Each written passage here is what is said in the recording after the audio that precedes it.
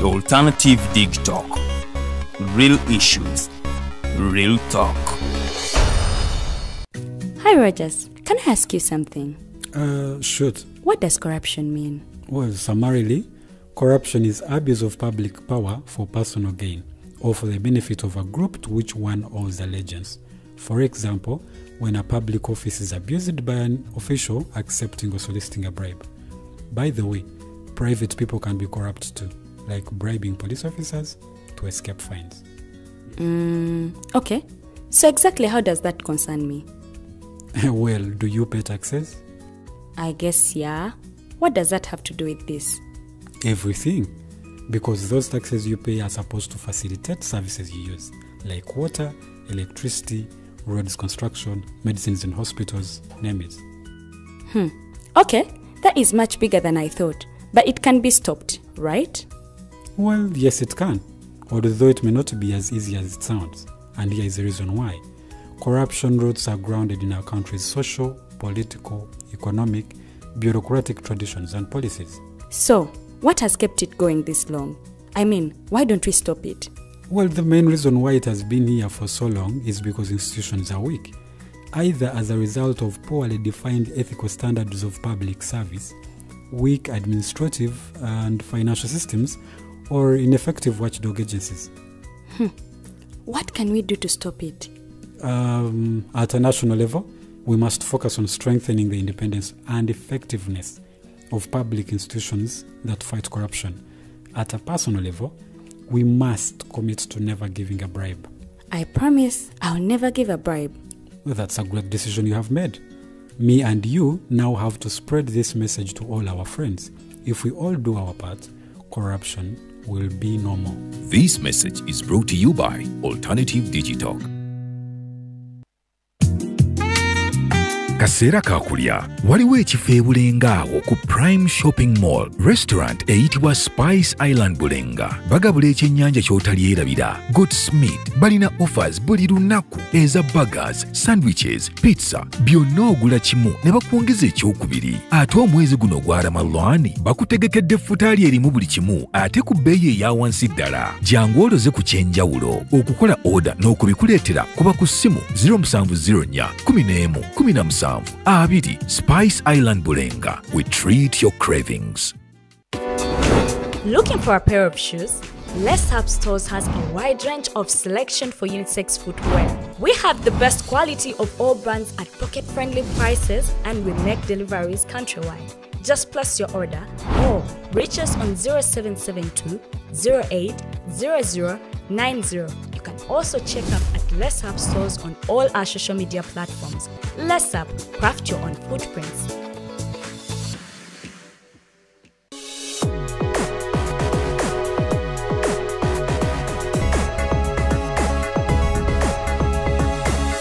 The Alternative Dig Talk. Real issues, real talk.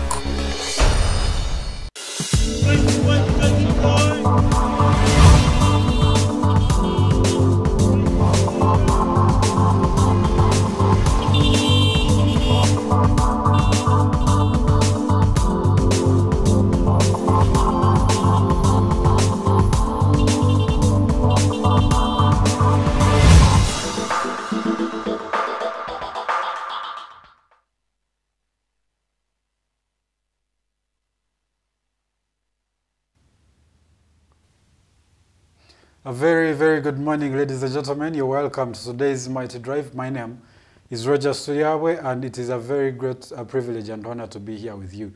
I want to begin on an apologetic note. We did not have the Mighty Global News updates today because for some reason here and there we were not able to have it.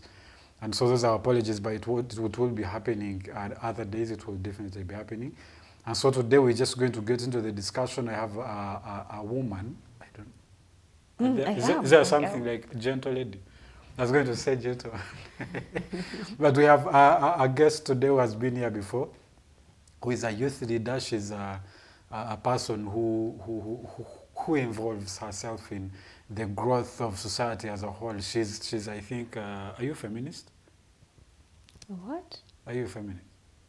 I am. Okay, so she's going to say hello to us and then we can ask the other questions later on as we move on. You're welcome, Angela. Thank you, Rogers. Good morning, viewers. My name is Namirembe Angella Maria.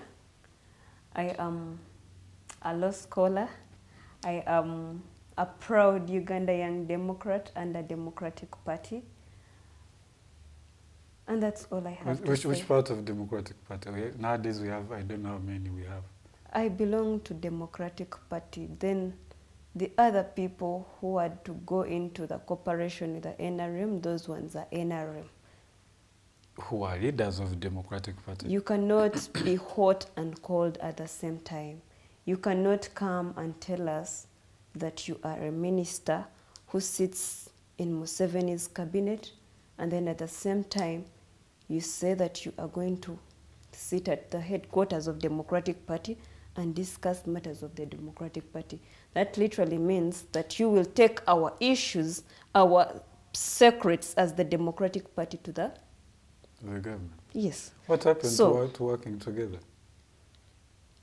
It is illegal. The cooperation is illegal because, one, as a public document, as a corporation, it had to go public. Yes. The Electoral Commission had to make it public, but no one has ever seen it. So that means it is illegal. First of all, it is against the constitution of the Democratic Party. We have seen very many people, the likes of Kezala, Maria Mutagamba, the late, who resigned from the Democratic Party positions and then decided to serve the government. So that is the same thing Norbert Mao had to do. But unfortunately, he is too greedy. He was given the opportunity to serve as the president of the Democratic Party, and yes, he did, but he wanted to use that opportunity to still serve the government. Now, if he wasn't president of the Democratic Party, that means he would not have got the ministerial position. And now that is why he is forcing himself on the Democratic Party, but literally he serves to maintain relevance on the other side. We see what he has done as a person or what he's doing as a minister. If you say that you belong to the opposition, there are very many things that go on. As a minister, people are abducted, people are killed. A lot goes on, but he says nothing. Then, is he part of us as the oppressed? So let me ask a question. I'm probably just naive about this. I thought a part of being the opposition, one of the roles is that you give direction to the government and or work with them where you feel it is going to advance part of the goals of you that you stand for as the opposition. What has he done? That's the question. Well, that is, my question is in line with the fact that the DP as a whole was opposed to him taking the position from the onset. It wasn't even about what are you going to do or what have you done. From the onset, all of you people were against him moving. So, again, is it a bad thing that the opposition works with the government for the interests of the people? Because all of you represent the interests of the people, is that right? It is, you say, is it bad?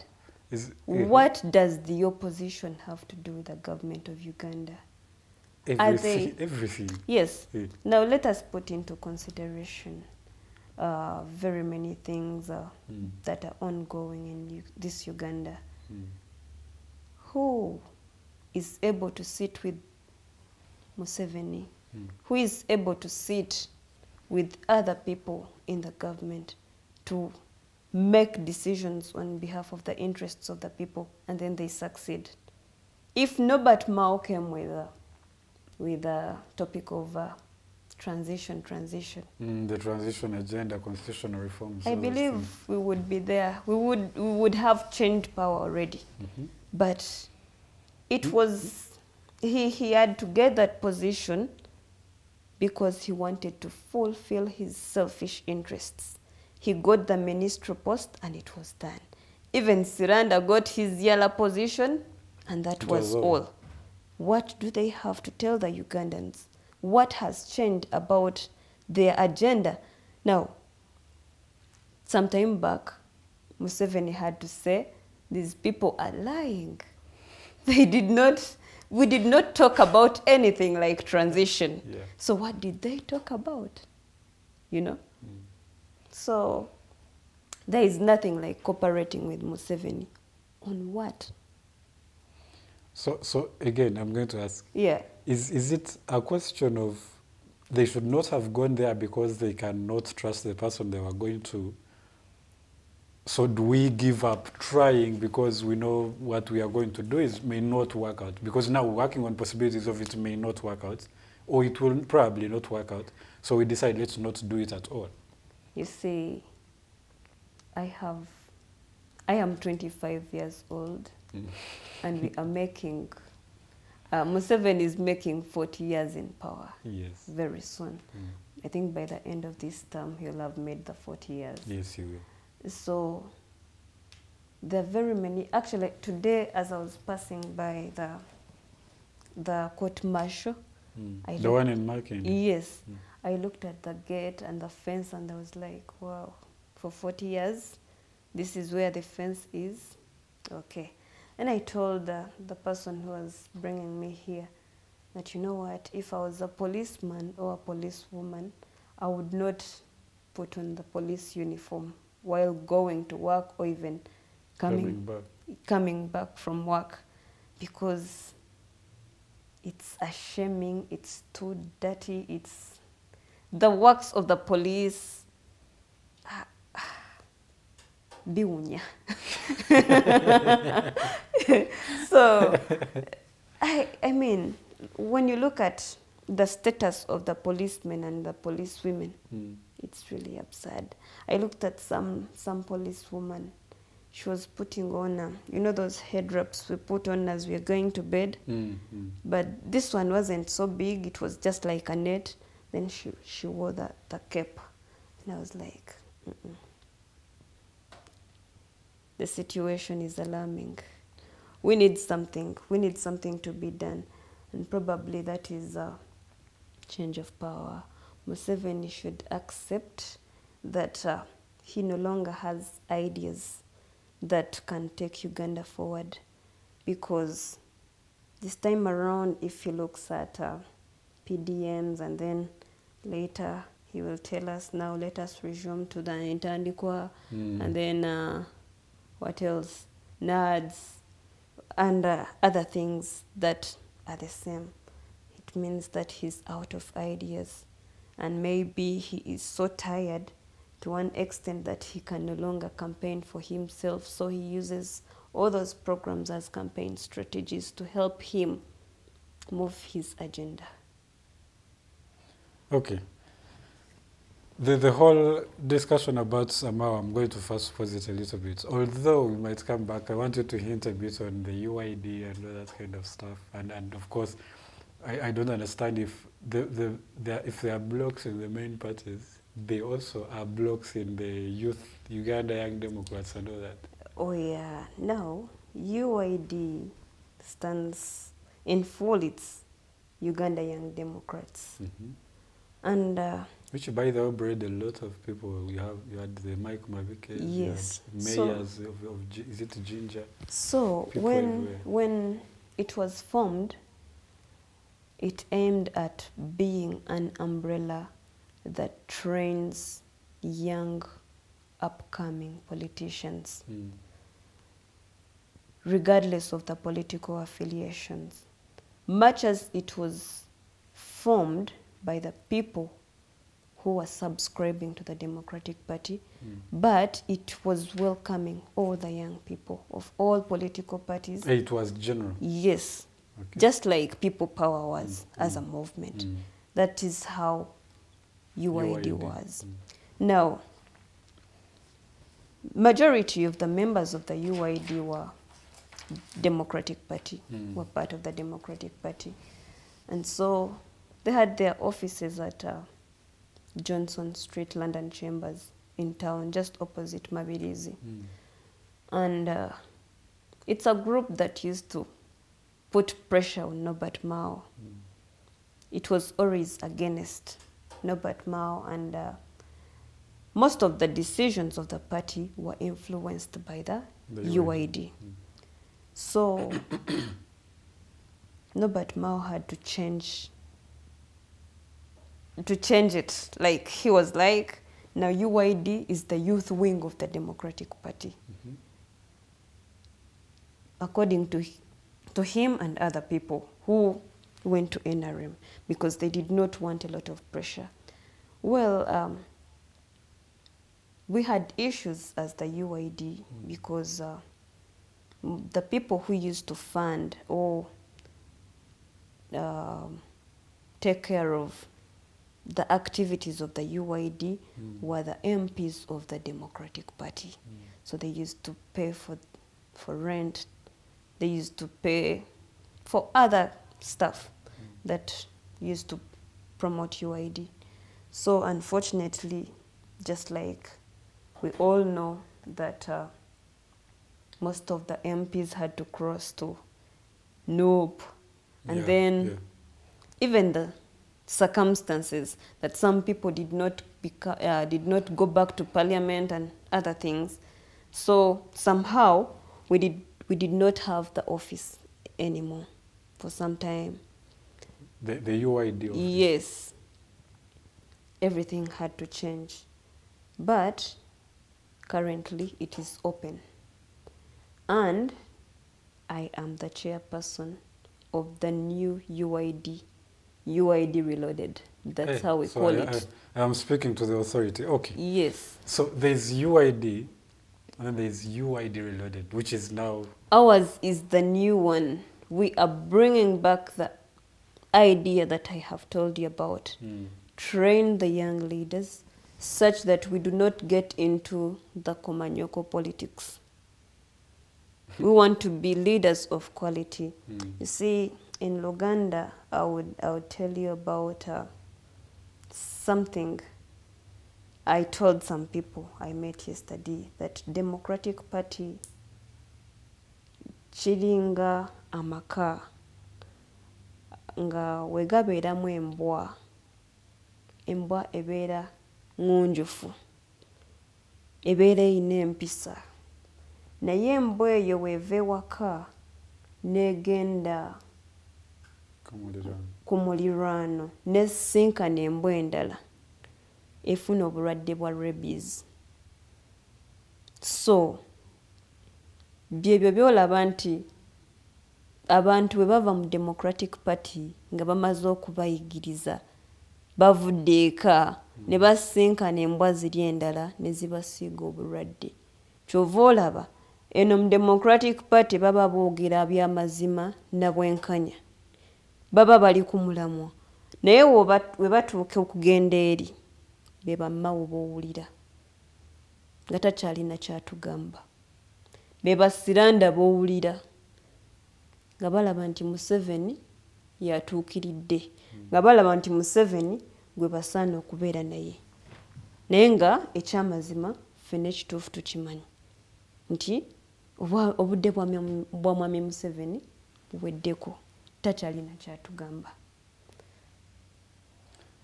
I was looking at the impact UID had, producing the Sebulipa Mutumba, the Isa Chikungwes, the Mabike, the Mbide, Florence Namayanja, and very many people. A lot of people. And actually, in all political parties, you'll see that NUP fetched from DP. A lot of NUP NRM fetched from DP. FDC also fetched from DP. So how did you, like the whole party, fall from? We used to use the term of falling from grace. from those glory days, from the production of those quality people. Because UID, you would see that even they are moving from UID to now the main DP to stand for those positions. Literally, it was the UID that nurtured them, that set the ground for them, that would do the campaigns even. Most of the people who are in DP, who even ran on DP slots and all that and tickets. How did you get to this place where you now have a DP, you have a DP block, you have a UID, you have a UID related, you're about to find some other thing. What happened? What sparked all of this thing? Well, one, we have greed.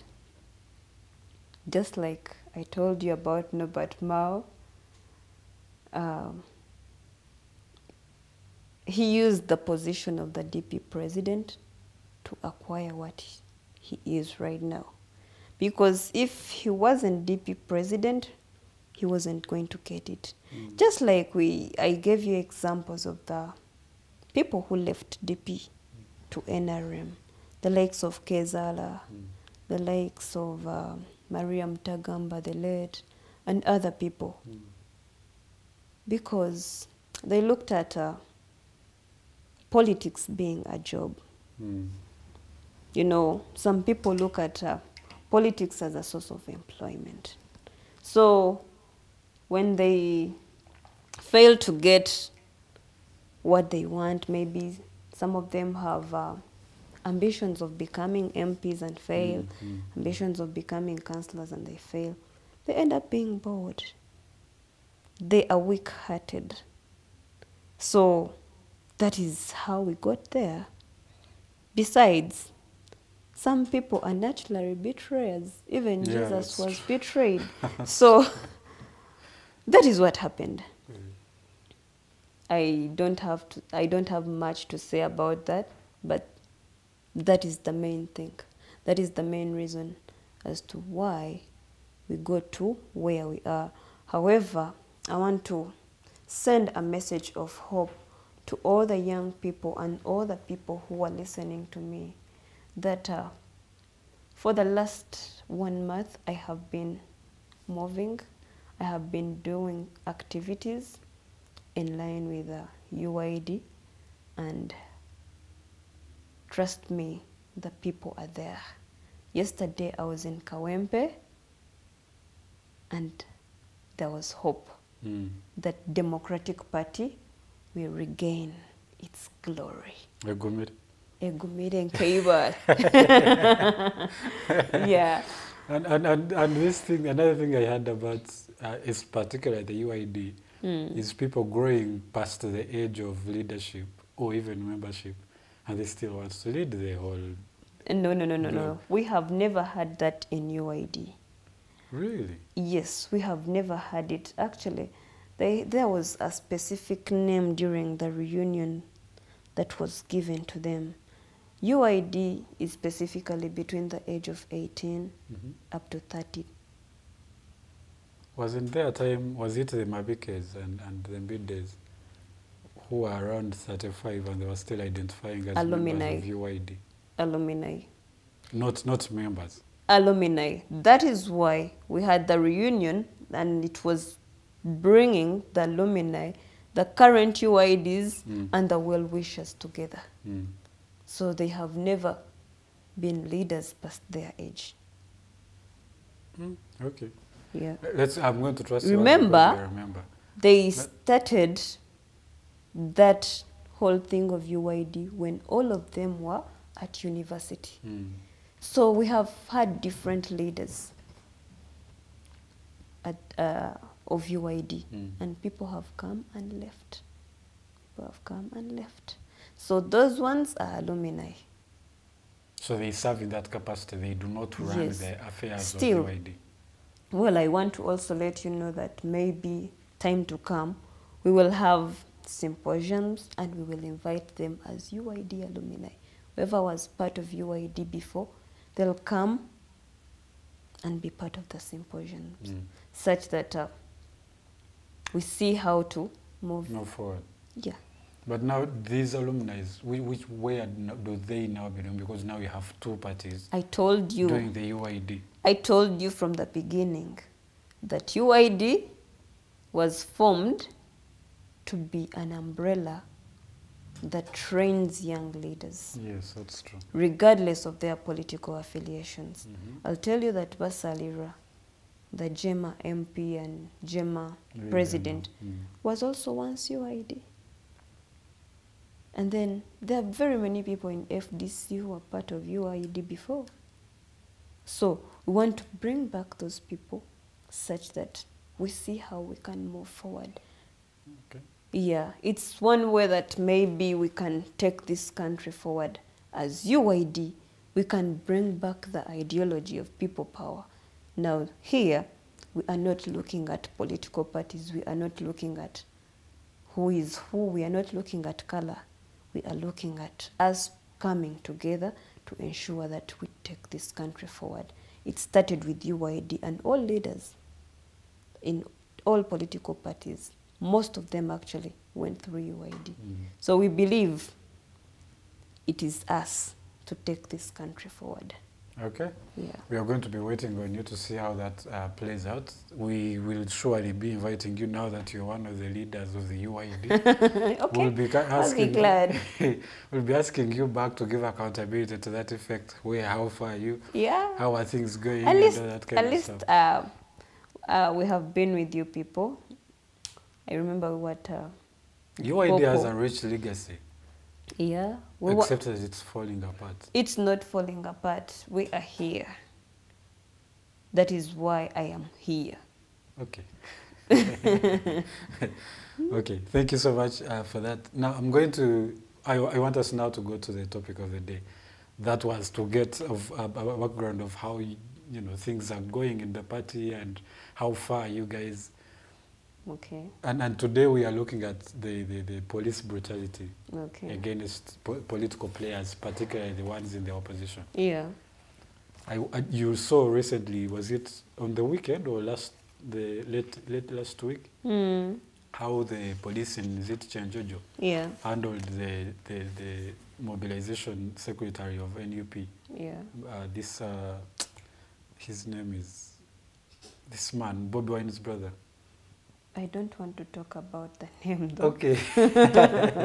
The name has disappeared. Yeah. But you saw how they handled him. Oh yeah. I watched that video for like 5 times. I just couldn't believe a normal human being would wake up one day, put on a uniform, leave their family at home, go to work and do that to a very other person who also left home to do the same thing. So in this whole status, in this whole environment, in this whole quagmire, to say the least, what especially to you as an opposition player also, what is the future of political opposition? Well, first of all, we look at the circumstances under which the brutality takes place and why. One, I think the not political, but civic education was scrapped off the curriculum in schools. And then even at the local levels, there are no people to carry out civic education. Now, the brutality not only takes place, it is not only done by the police, but even the individuals, like even the civilians, have resorted to carrying out brutality in form of violence. Yeah, that's true. So it starts from up. The Baganda say, ekyenyanja kitandika okuvunda okuva ku mutwe. Yeah, and feel free to use Luganda too, by the way. Okay. Now, you'll find out that when all these things happen, the kidnaps, the abductions, the brutalities and so on, the IGP does not come out to say anything. Uganda, remember it is Uganda police force, and it is in charge of the people, like civilians, They always tell us it is supposed to keep law and order. We studied all those things, but unfortunately, it's the opposite. When all those things happen, we see that it is always Kulaije, the spokesperson for the UPDF. And after the brutality has been done by the Uganda police force. Well, you see, Uganda police has its spokesperson. But, okay, he comes out and he'll tell lies. We are used to Enanga. But how many people will tell you the name of the IGP? That's also a question. Remember, when we saw this guy who was, what happened to him? The guy who's just yes, yes. Yeah. Mwesigwa, yes, Mwesigwa. You remember him so well.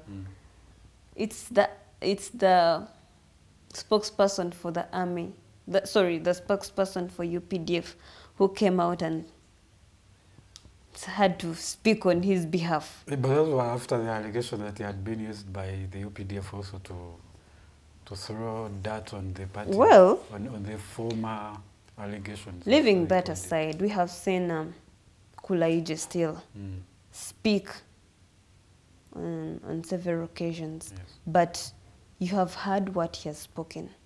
It is not the truth, right? It's not the truth. So, in cases where Kukiriza speaks about matters of this country, to me as a person, I believe that he is supposed to talk about the enemy, not issues in the country more so, but, you know, talk about maybe Somalia, talk about those things, not Uganda. Let him first leave. You know, there are some petty matters that have to be left to the IGP, for example. But how many times does the IGP address this country? It is so rare. So we look at this as a situation whereby police people are not police. They just actually put on police uniform. But yet in actual sense, they are UPDF. And that is why maybe the spokesperson of UPDF comes out to speak, to respond to some of it. Oh, yeah. So I want to believe that the whole system is contaminated. They actually use people who are political agents. You'll find out that a frustrated NRM youth will go and train, then serve the UPDF. So then the following day they'll have to give him uniform of police, and at the end of it he'll beat up the young people who will be demonstrating peacefully and so on. So that is how I look at the brutality and how it comes about, the factors that bring it about. Maybe I moved with my constitution, and I think police works under the POMA. The Public Order Management Act. Yes, it works under POMA, but remember... But the Constitution POMA also gives it mandate in Article 211, around there. I'm going to read for you. It works under POMA, whereby POMA was declared invalid because it was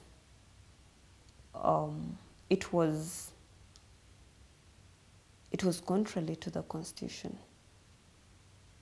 Because the Constitution under Article 28 provides for freedom of assembly and association, yes. And association.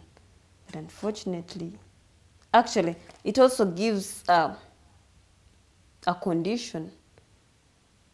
People have to demonstrate provided they are unarmed.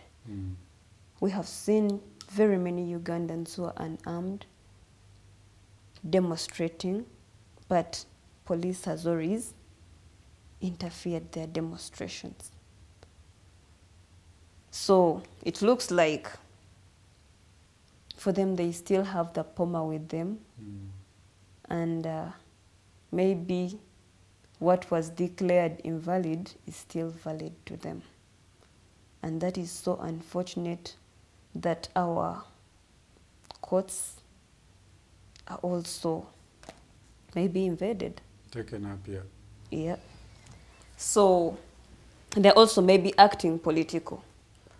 And then maybe when we look at Article 221 under the Constitution of Uganda, it says, "It shall be the duty of Uganda People's Defense Force and any other armed force established in Uganda, the Uganda Police Force and any other police force, the Uganda Prison Service and all intelligence services and the National Security Council to observe and respect human rights and freedoms in the performance of their duties." Now, when we talk about human rights, probably still the police is not informed about the human rights. Maybe, I don't know. I don't know if our police is trained. They do have, if I'm not mistaken, I think they have a human rights desk at the Uganda police, if I'm not mistaken. I think they Besides, let me tell you this. When I was at LDC, we had very many police officers who were students. But they do things contrary to what they study and contrary to the Constitution. Because when you look at the human rights, they'll tell you they're not provided by the state.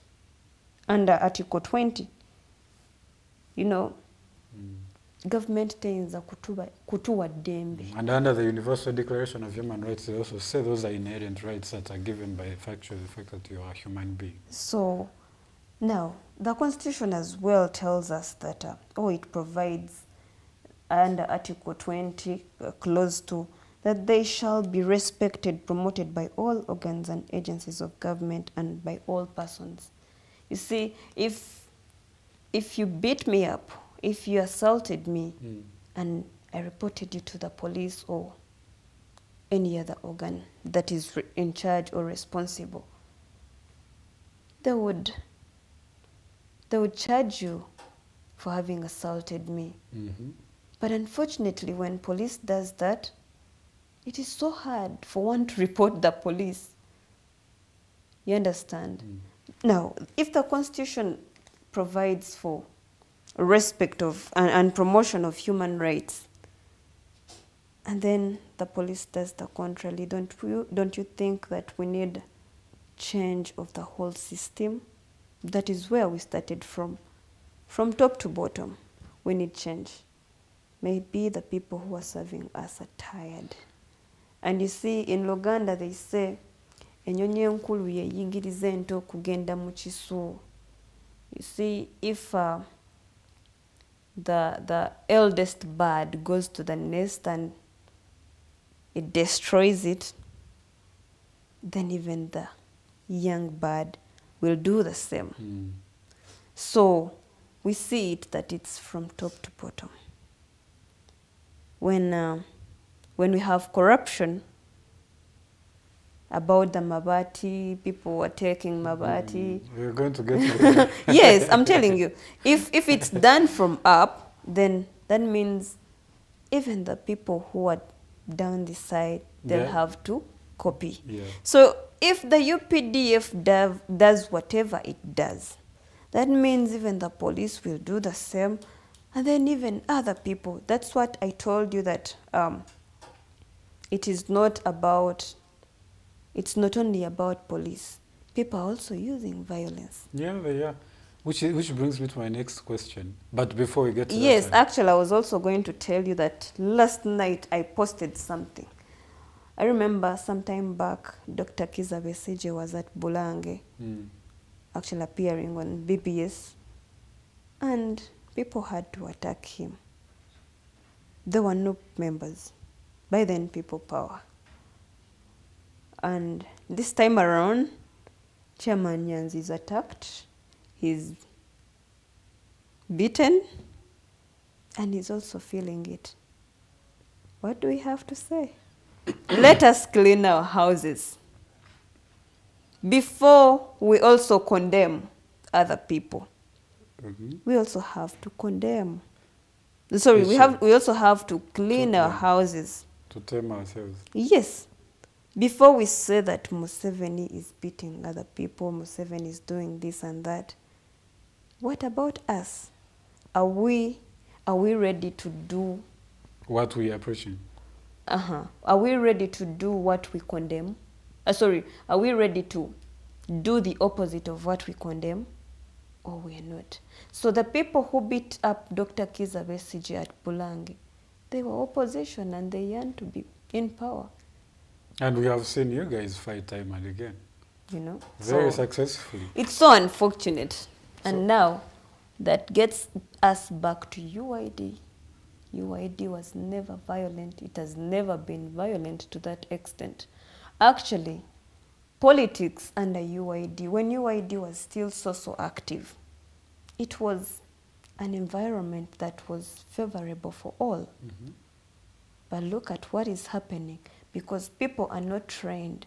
I want to believe that even the ones who do the Komanyoko politics on social media are also part of the violent people.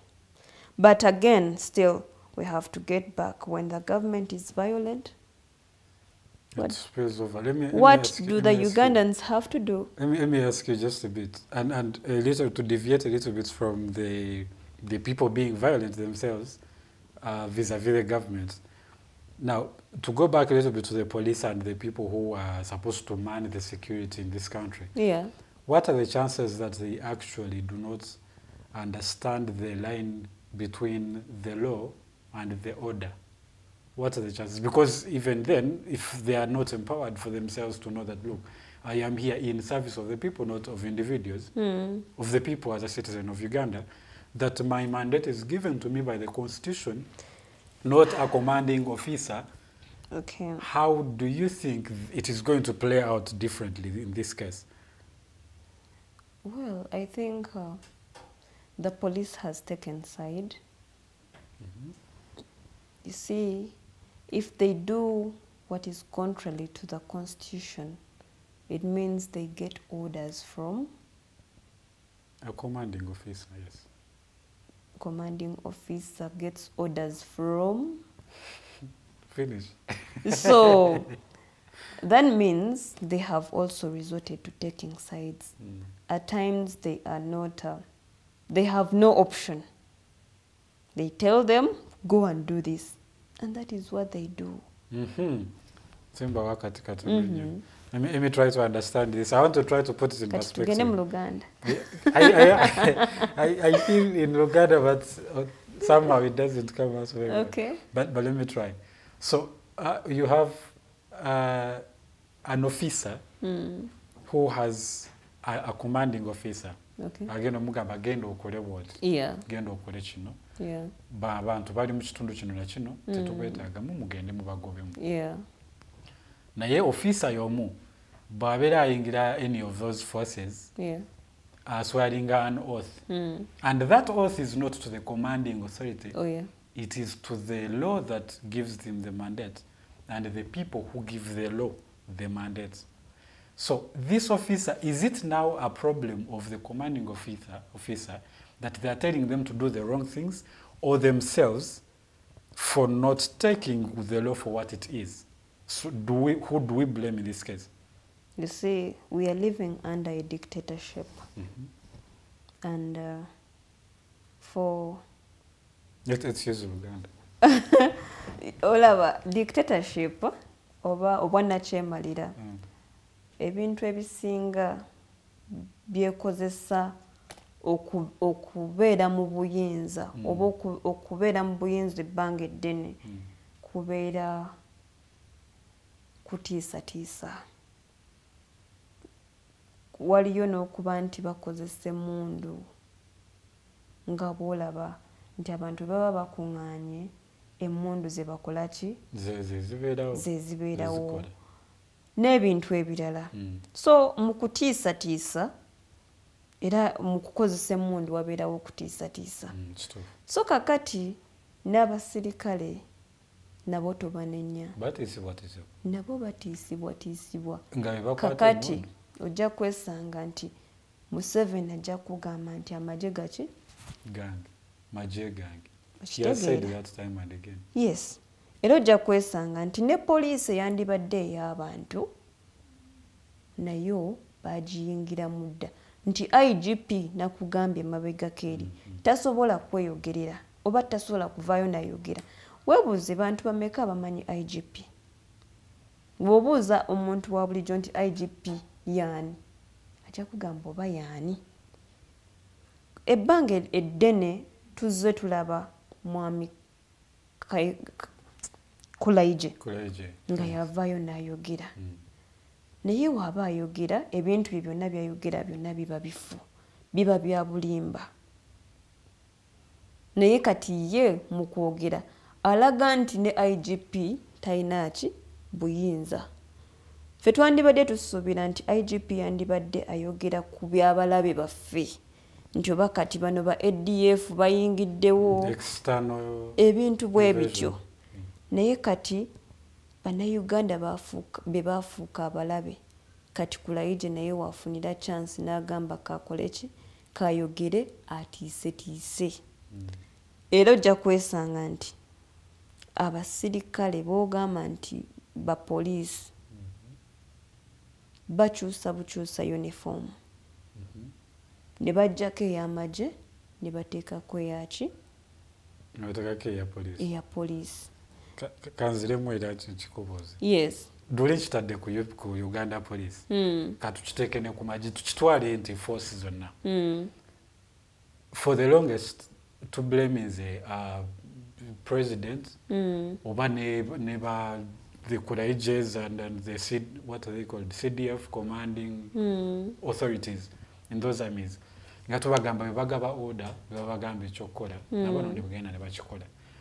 Naye tubeera tugamba nti these officers bennyini bw'abeera ayingira force amanya kyagenda okukola ye ng'omuntu nga tebanamugamba kyagenda kukola ategeera kiki kyagenda okukola kubanga ndabanga sometimes it is true they have been given the commands and this is the authority. I respect that, but at what point do they realize that my authority, my oath is not to the individual?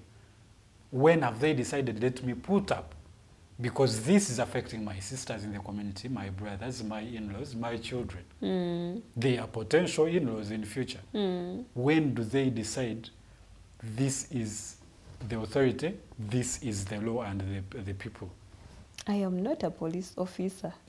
That is one. No, the reason I was asking is sometimes we need to apportion blame both ways. Yeah. Because most times we have put it on one side of the authority, which obviously wants to take the opportunity. Okay.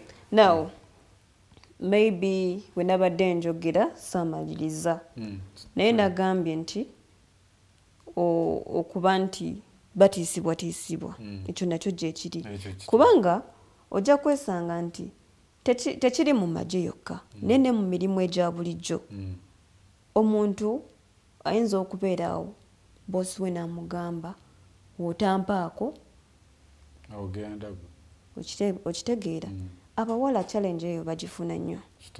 So ng'ovudde ku kutiisibwa emirimu gyabwe nabo baba bagyagala. Oli oluusi ayinza okuba nga ayagala kufuna ki rank nga bamugambye nti kati wonookola kino tujja kuwa ekifo ekirala n'afuba okulaba ng'alaga nti bwe bamuwalula. You see that the blame is not one side. Yes, it is now. I have left the top side. I have left the top side ey'okutiisibwa erimu abawaggulu. Kati nzize ew'omusirikale ono gwe basindise. Kati naye ayinza okubeerawo nga akalimu kakeetaaga yeetaaga rank. N'abalaga nti njagala nkole nnyo oba n'abalaga nti akola nnyo afuba okulaba nti bamussa ku level endala. Era byebyo byolaba nti bafuba okulaba nti tiyagasi bayiwa buli kimu ne bakikozesa nga baagala amasasi ne bakuba. Era abavubuka twabalabye be baakubye amasasi. Just okulaga nti bakola nnyo bafune level endala ze baba bakola ki babateekako. So omululu guyitiridde mu bantu baffe naye still kiddayo eri waggulu. Nagambye ekyennyanja we kiba kitandika okuvunda kivundirawa kitandikira ku mutwe. So tunenya embeera gavumenti gyetaddewo. Twegomba nnyo gavumenti z'e Rwanda n'ensi endala nti w'okola ensobi ku luguudo, for example ng'oli ku bitaala bya ku court martial, oba wakatuuka mu kifo ekirala ewali ebitaala ebirala ng'oli Rwanda, bakuyimiriza ne bakugamba wakoze ensobi ng'oliwa eri. Yes, naye kakati ffe ne bakunenya accordingly. Naye kakati ffe wano embeera eriwo ojja kuwaayo kitu kidogo weeyongereyo. E Rwanda ekitaliyo oba ne mu nsi endala. So kakati yeyo embeera gavumenti yaffe gyetaddewo. Kati awo abantu okuba nti bawa enguzi mu bintu bwe bityo gye weesangira nga bakugamba it is okay. Ffe Museveni tukola ki? Tumwagala atuwadde ki? Eddembe.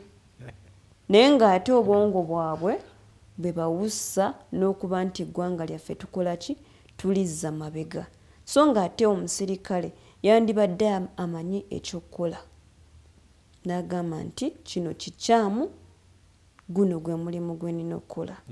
Naye kati naye yeesanga ng'ayingidde mu bikolwa by'atalina kukola, by'atalina kulaga bantu. Kati obuzibu bwekyo bubona nti you gave a scenario of a boss in a workplace who will say to a girl or a woman that I will either sleep with you or you do not have a job here. Yeah. So imagine every woman who they told I must sleep with you or you lose the job. Imagine every one of them gave in. Would we still be having women working? Or abantu bonna tebazaali ababosi baabwe? Well, probably twandibadde abamu ndowooza singa tetulabikako wano oba okutambulira mu bifo ebirala. Kiteeka ekyo kati ku poliisi. Abantu tebakyaswala, baswaza buswaza. Tebakyaswala, baswaza buswaza. Kubanga tetuli kyekimu. Nze we mbanga nsobola okugamba nti nedda, waliwo omuwala omulala asobola okugamba nti nze nja kukola, sifuddeeyo. Kakati awo nkugambira nti ebikolwa byaffe ebimu tetukyefiirayo. Abantu tebakyaswala naye bakola ki? Baswaza buswaza. Okay, tugendako katono mukuumula. Ladies and gentlemen, for me, this one, and I hope we begin again from just a bit of that. I feel like we have left the force itself, the personnels. They have always scapegoated the authority and said these are the orders I have been given, that they have neglected, of course, their mandate as individuals. So I want us to honestly this day also look in that direction and tell them, look, as much as you have the authority, even if it's your father, tayinza kugamba nti genda okole kino ekintu ng'olaba si kituufu and you just go and do it. So the authority, what is it that they are doing individually, not a collective as a force? So we're coming to that in the second hour. We'll also look at how are we going to move forward, especially the opposition players, those who are aspiring to make things better in this country. How are we going to move forward amid this whole chaos of police brutality? How is it? Because now it's grounded in everyone. I was saying the thing in Makerere where, you know, the kids were arrested for probably doing a debate. You can imagine a debate as in a debate in a university. And they have been arrested. So if we have stooped that low, what is it that we are going to do to make sure that we move forward from this point on? Let's go in for a short commercial break. We will be right back.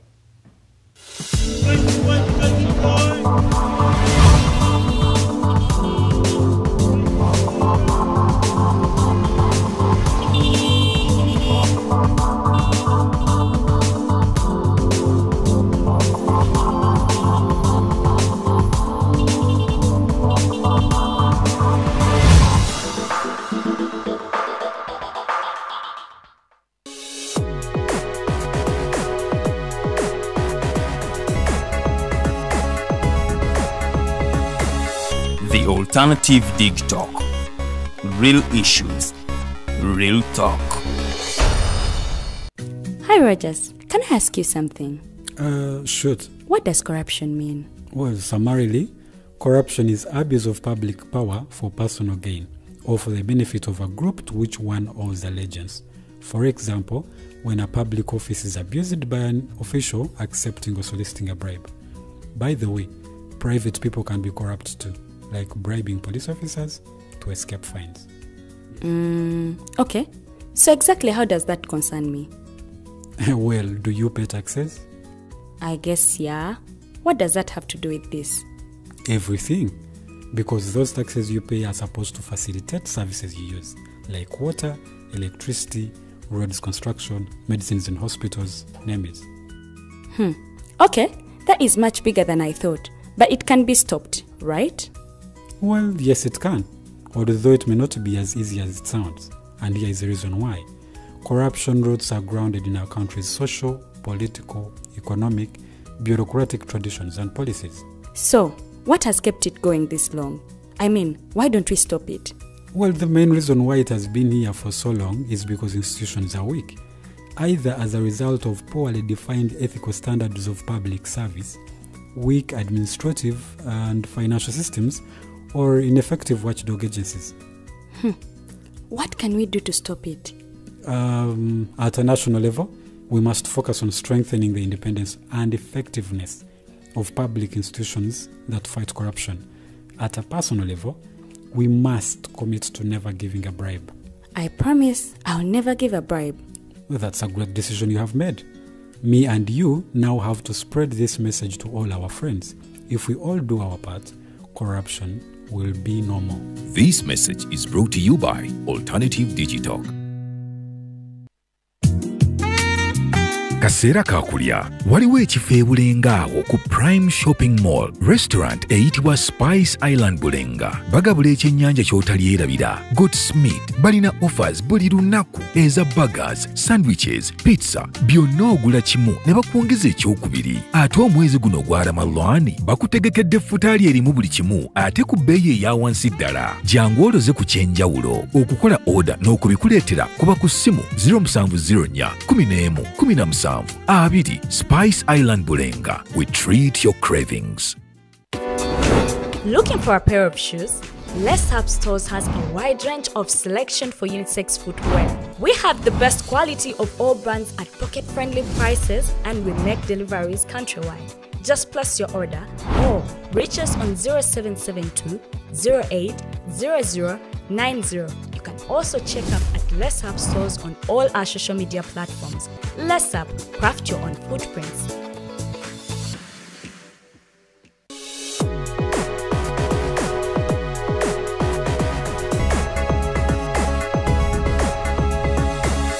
The Alternative Dig Talk. Real issues, real talk.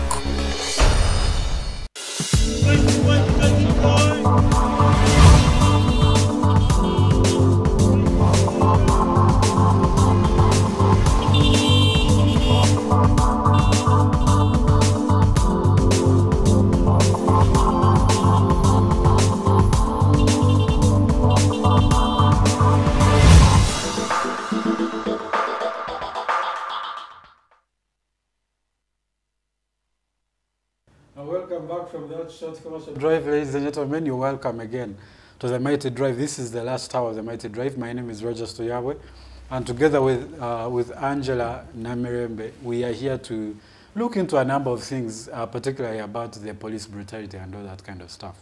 So when we are breaking off, nowadays, Angela, if we have stooped so low as to even man nga university debate, no gamba nti abana okujobuzi okukwata ku muzindaalo boogera eri baana bannaabwe twetaagawo poliisi okugamba nti gunde gwogenda kwogera gunde gwetogenda kwogera bwe kigenda okubeera kino si bwe kigenda okubeera walaba ekyali ku makerere ku convocation ne bakwata abaana ne babasiba mu university politics kwegamba kati tebikyalina mu politics the mainstream nti the opposition naye bituusine mu university olowooza moving forward how are we going to live with this? How do we move forward now? How are we going to check government? Even the smallest of issues, police yetaaga okubeera ng'eri informed ng'eri in the middle of that process?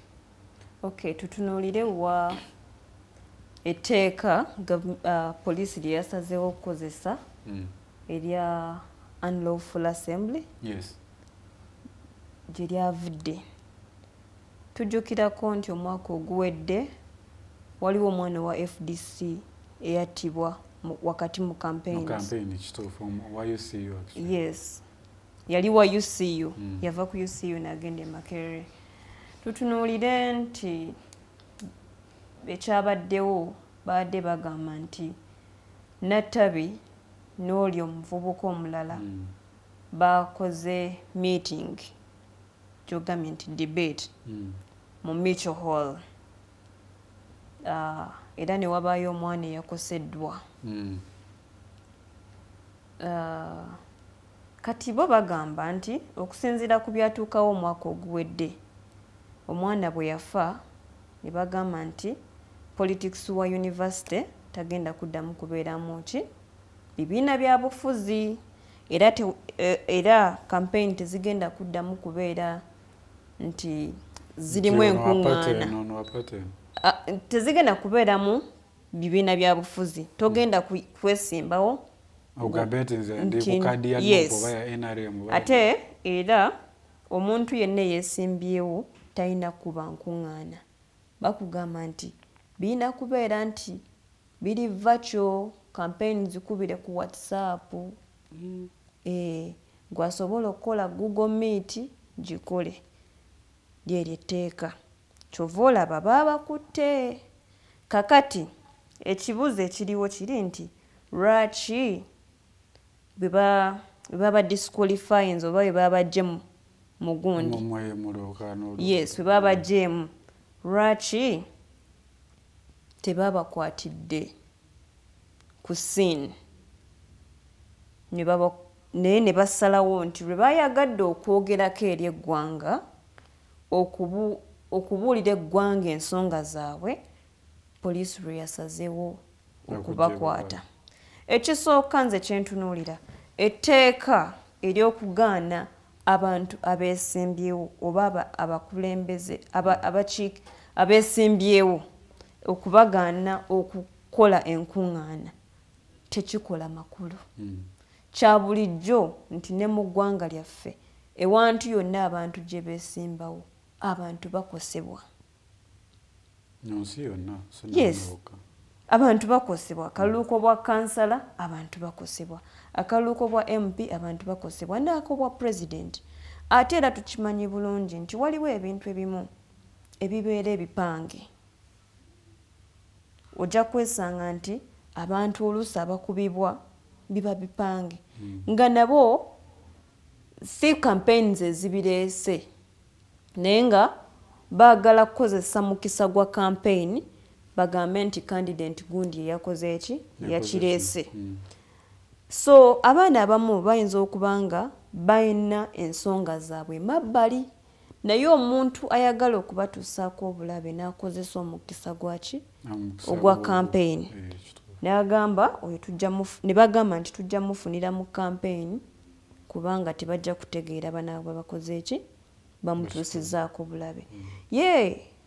Wekibanga babadde mu campaign oba mu Mitchell Hall waliwo yafunye obuzibu, lwaki tebaanoonyereza ani eyamutuusizzaako obulabe okusinga okugamba nti abeesimbyewo be baleese obuzibu.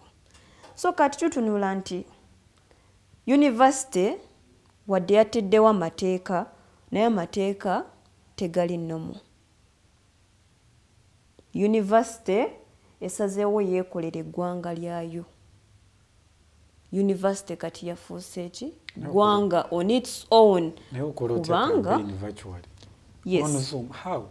Kubanga university weba yakoze eggwanga lyayo kitegeeza nti yaggyeewo eddembe ly'abantu okubanga basobola okukuŋŋaana ate nga ssemateeka abawa eddembe ly'okukuŋŋaana.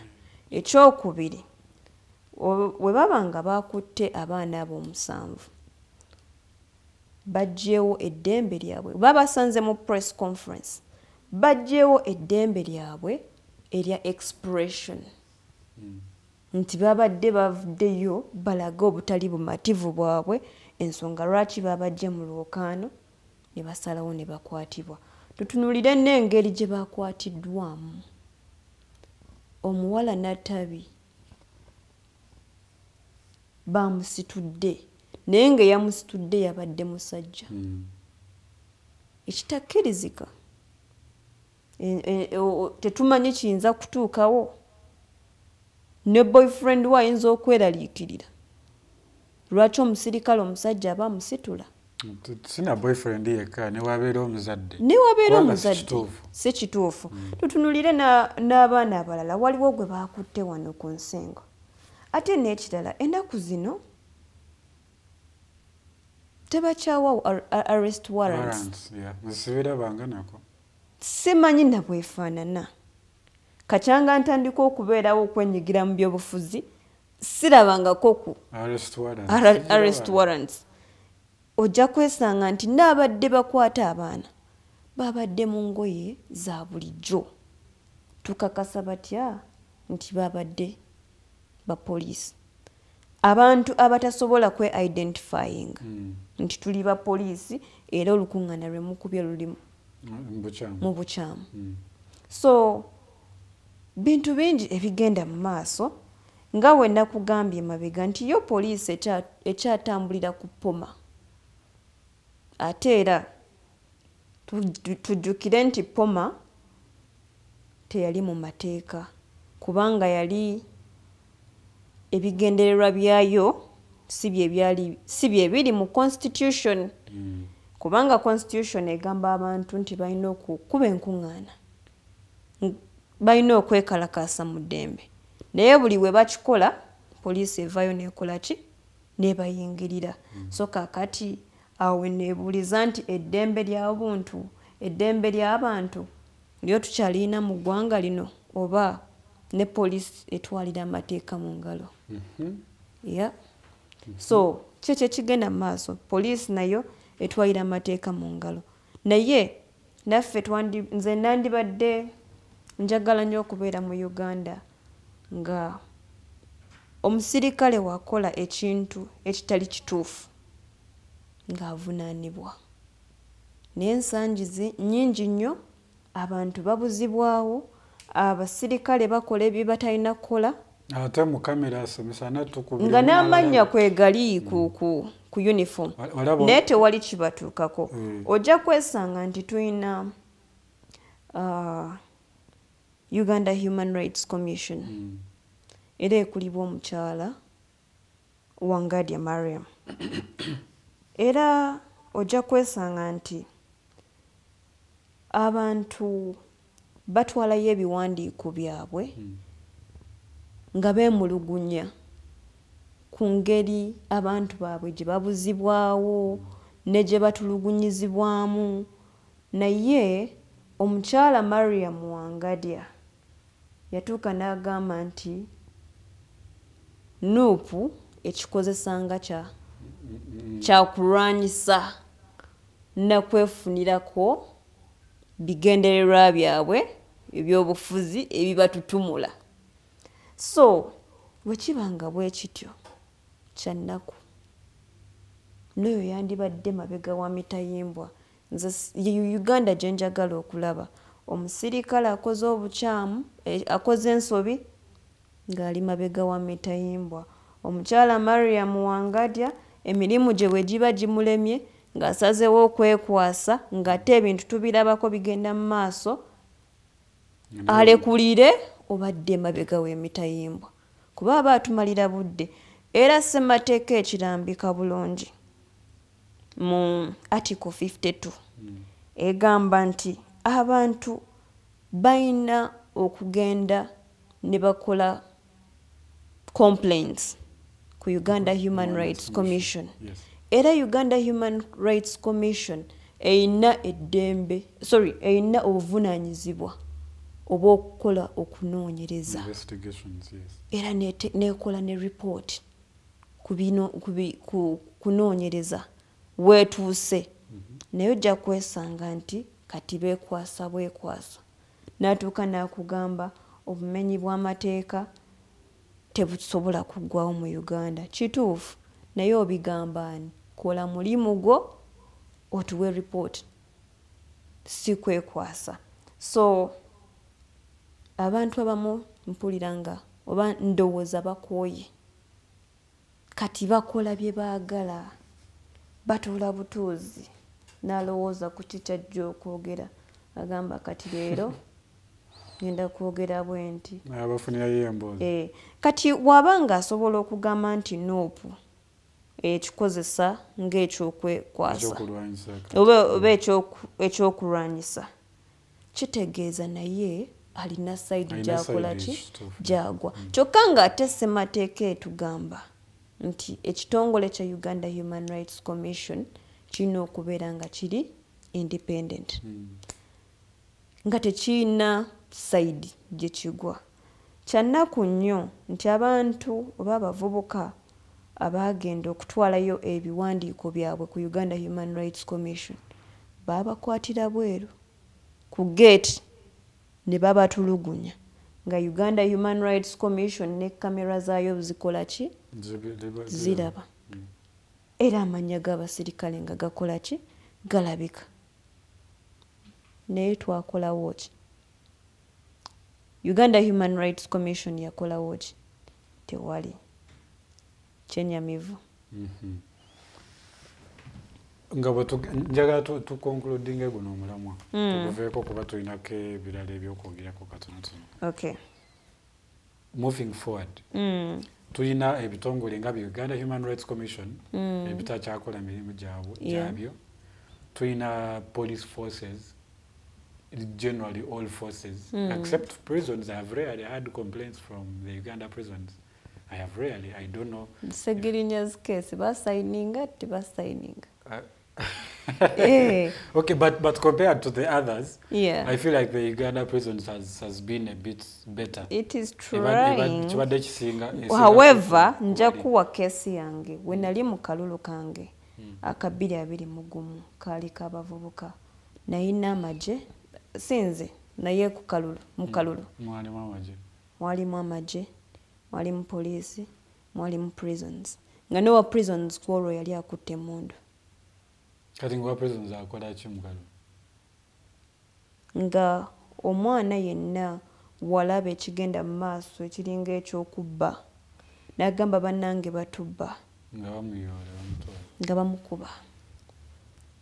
Era aba making sure nti buli yali amaze okulonda bamulaga n'ekkubo ly'alina okuyitamu afulume mu kifo kye twalonderamu ekitali mu mateeka.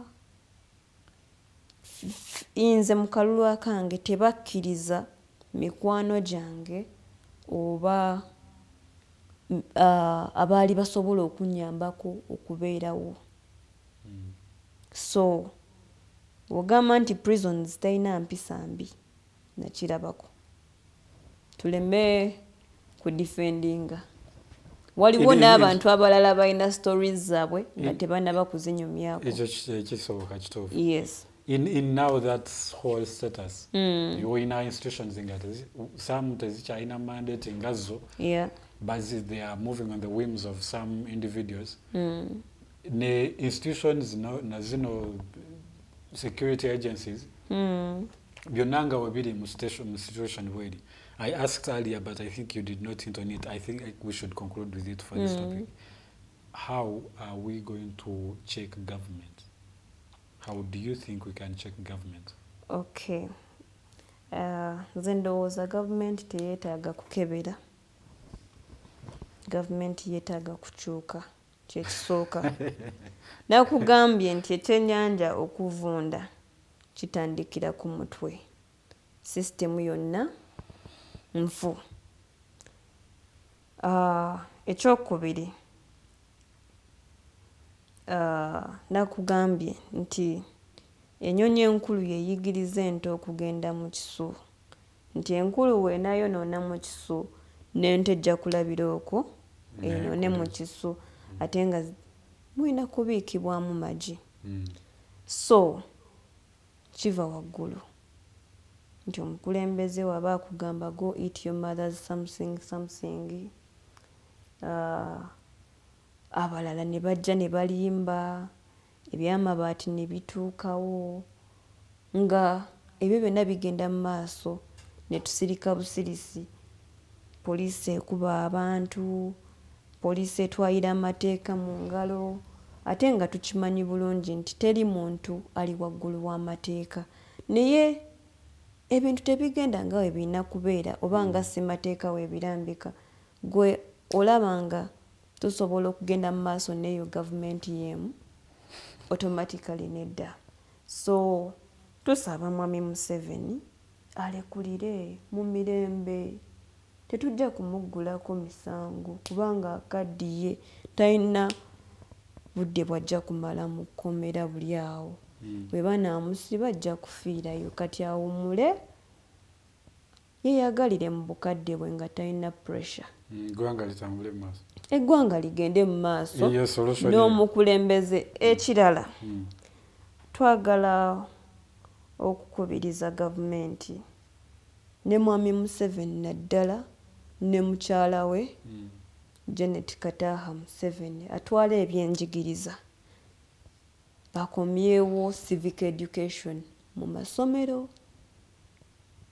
abantu bamanye eddembe lyabwe abakulembeze baabwe kuba nakugambye ne IGP tetumumanyi bamanye eggwanga we litambula ebintu bye balina okumanya ebyenjawulo mu byobufuzi by'eggwanga ne kwagala eggwanga lyabwe tosobola tugamba nti patriotism omusomeseza kyankwanzi ng'ate ba NRM bebakola ki bebagendayo so kakati twagala abantu bayigirizibwe okwagala eggwanga lyabwe nga tebamala gayogera nti eggwanga lyange ndyagala nti olw'okuba tulina ennyanja naye basobole okuba nga bareasoninga nti eggwanga ndyagala kubanga ndisomyeko kino era nkiyize era ne kino bigenda mu maaso tewali nguzi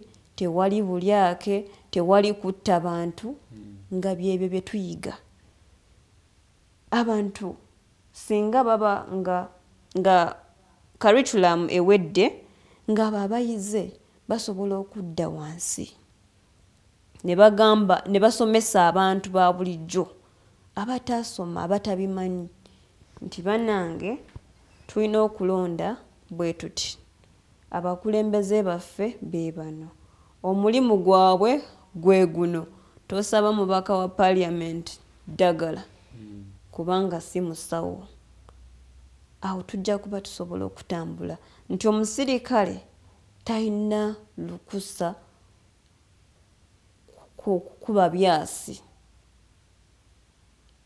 nga amaze gabikuba ebintu bwe bityo singa tuzaawo okusomesa abantu kye bayita civic education abantu ne tubabangula ojja kwesanga nti ne mwami Museveni mwajja okugendera naye yali mugezi n'akola ki n'abijjawo ekirala nze njagala kubasaba nti tetunaba kutuukawo awo kukyusa ggwanga naye kirabika bannaffe balina pulaani ffe abamu ze tutamanyi naye nja kubasaba nti ababali mu buyinza bakole bye bateekeddwa okukola nga bagoberera ne ssemateeka kubanga w'osoma ebintu wano ebisinga nga we nkubuulidde ku Uganda Human Rights Commission ebintu ebimu ebiraba ne yeekwasa neesirika netabaako kyekola erisided ne poliisi yennyini ebintu byekola okuba nti bakwata abantu mu bukyamu nga bamenya amateeka ng'ejjo ekyatuseewo e Makerere ne wesanga nti n'engeri gye bakwatamu abantu nga babasibye n'ebintu ebirala okubanga basosola ne bakolera sayidi emu kubanga bagamba nti mu constitution article 21 clause 2 egamba A person shall not be discriminated on ground of sex, race, age, political affiliation and so on. Naye ojja kwesanga nti aba NRM basobola okuba olukuŋŋaana, muhoozi atambula n'akuba enkuŋŋaana, tewali kimutuukako. Era abantu babeera nabo tewali kibatuukako. Naye gwe wa opposition olukuŋŋaana ne we luba lwa mirembe lutya terusobola kukola ki? Kugenda mu maaso ne luggwako. Byankukutu kati tulina kubeera awo ne tugamba gundi tetumwesiga ajja tuyitira poliisi naye nga lwaki tuba tutuuka awo. Ate nga ssemateeka etulambika bulungi nti tulina eddembe ery'okukuŋŋaana, eddembe ery'okwekalakaasa. So nze nteesa nti tudde ku drawing board, Mwami Museveni aleme kugamba nti amagye gage ate aganyigirize gadde mu poliisi nga ge gayisa oby abantu. Bagoberere ssemateeka kyagamba. Eggwanga lijja kutambula mu maaso. Okay. Yeah. Thank you so much. Kati, I think that concludes that discussion today. Njagala, on another note, to don't know, because we have some comments and questions, so that we also need to respond to. But I also thought we'd look at the parish development model. Okay. How it is coming. Jova, what your parish development model? They said the thing is rolling out, some people are getting, and you know, things are getting in motion. What is, first of all, what is your thought about the parish development model as a whole? Okay. And the way it is, the idea in itself, and its implementation. Okay. As I wanted to speak as a youth, and then as a citizen of Uganda. Okay. Naturally, when better youth and better citizen. Yeah. So kati ebirowoozo byange kale bigendere wamu bya bantu bonna. Ekisooka okubeera ne parish development model si kipya. Just linnya lye likyuse. Tubadde n'ebyo ebintu bingi. Twalina emyoga, twalina entandikwa, bonna bagaggawale, yafuuka bonna bagwagwale, twalina NADS, Operation Wealth Creation, ate eyo yo Youth Livelihood Program. Ebyo byonna bizenga bibeerawo. Operation Wealth Creation bambi kyannako nti munamaje sali musale nga yagikulembera era ng'owulira nti buli muntu alina kudduka wasali musale ali ggulu Nobert Mao n'akampinga eyo era abantu abamu abaali mu lwokaano lwa DP abaali beesimbyewo eyo eggulu n'abajjamu mu kalulu ng'afunye akasente okuva ew'oyo omukulu. So si bipya bino byonna ebya parish development model bibaddewo bakyusiza bukyusa linnya era ojja kulaba nti ebigendererwa bakugamba nti bonna bagaggawale emyoga entandikwa Operation Wealth Creation bye bimu nti kujja bantu muki mu bwavu. Essaawa ya leero parish development model etunuulidde nnyo ebyokulima. Weewaawo nga mulimu empagi mu parish development model eyo. Empagi ziri 7.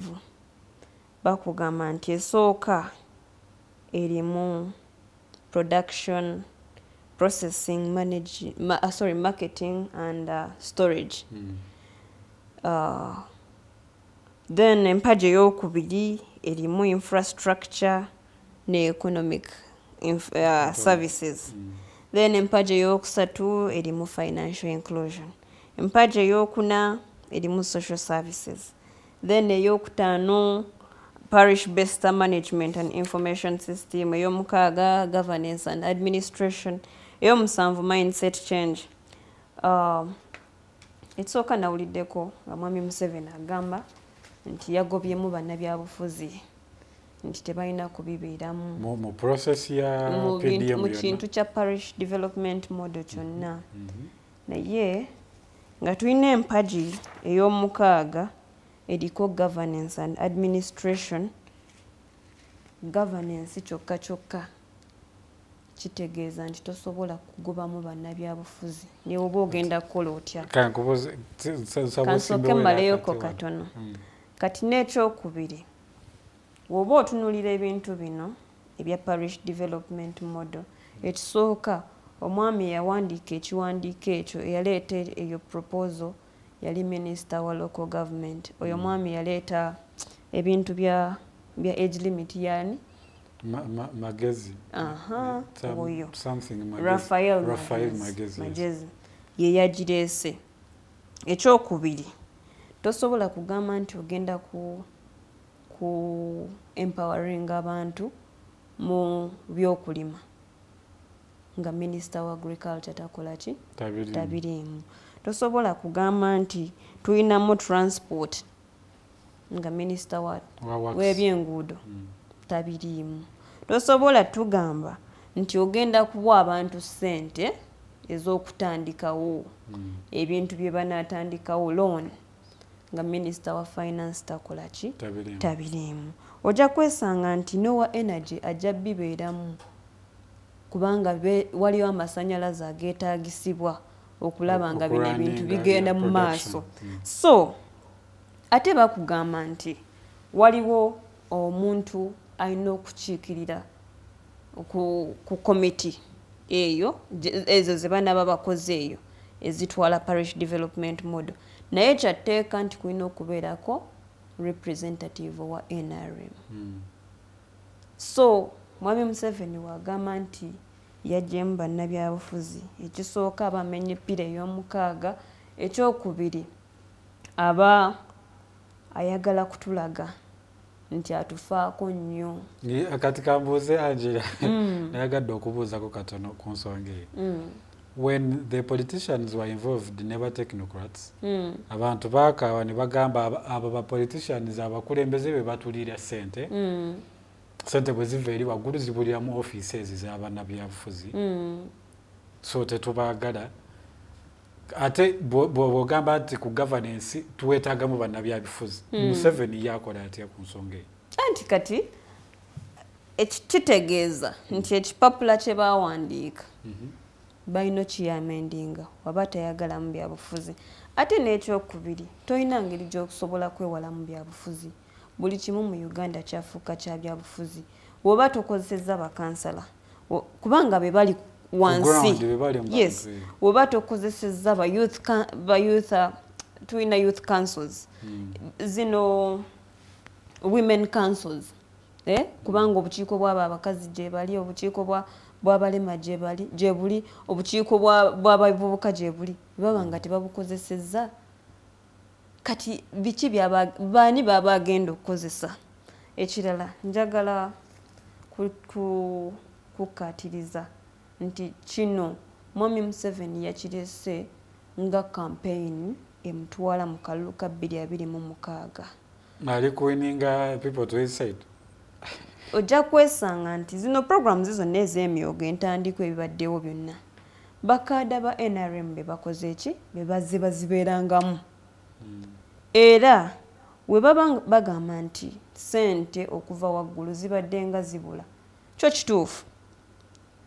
Era ojja kwesanga nti n'amabaati ku lino tegaatuuka wansi oba tegaatuuka wakati. Prime Minister, Speaker, bonna baafunako. Baministers abasinga baafunako. So kakati otunuulira ssente za parish development model nga bagambye nti bagenda kuwa parish namba obukadde 100. Olowooza obukadde 100 bujja kutuuka? Ye president walowooleza nti abo abantu anti ye agenda kukozesa baani? Ajja kukozesa mwe abali mu parish. If you have something you're doing in you wabeerawo mukulembeze mumwe. Nakugambye kino ekintu kigenda kubeera ky'abakaada ba NRM. Mwami Museveni awulira nga emirimu gimuzitoyeeko era ne pressure mususeeko bamubuuza lwaki wawammawo ekifo ky'obwa minisita ye mmawo atali wa NRM naffe tufunire wootunyiga ebifo by'obwa RDC we babiweddeyo naffe twagala ki mirimu so kaakati y'ensonga lwaki ojja kuwulira nti ssente zatuuse ne zikoma mu mikono gy'abantu abamu okitegeera so kaakati tutunulira pira ey'omusanvu eyogera ku mindset change ne community mobilization